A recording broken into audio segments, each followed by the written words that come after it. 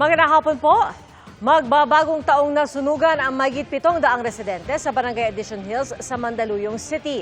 Ngayong taon, ito na ang ika-9 na sunog sa barangay, batay sa datos ng BFP-NCR, at ikalawang sunog doon na mahigit 10 pamilyang apektado, batay naman sa datos ng GMA Integrated News Research.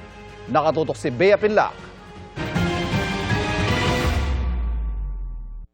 Ganito kalaki ang apoy na lumamon sa halos 100 bahay sa Barangay Addition Hills, Mandaluyong kagabi. Ayon sa Bureau of Fire Protection o BFP, mahigit 700 residente o 165 pamilya ang nawalan ng tirahan ilang araw bago salubungin ang bagong taon. Paano yung bagong taon namin? Wala rin akong magawa kasi nandyan na. Mas inuna ko talaga yung mga anak ko kaysa yung mga gamit namin. 3 ang naitalang sugatan, kabilang ang isang fire volunteer at senior citizen. Binigyan sila ng paunang lunas.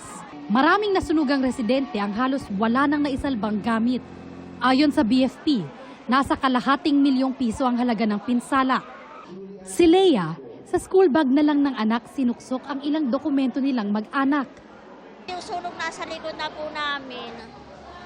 Kaya wala na pong maisip na mabibitbit kasi nataranta, nanginginig din po ako eh. Ang pamilya naman ni Hernan, inunang iligtas ang alagang aso.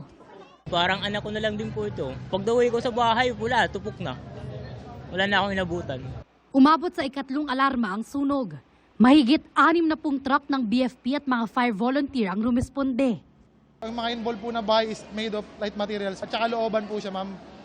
Medyo maliliit po yung mga alleyways natin na kailangan i-penetrate. Pasado 9:00 na ng gabi nang maapula ang apoy. Inaalam pa ang sanhi nito. Para sa GMA Integrated News, Bea Pinlac, nakatutok 24 oras.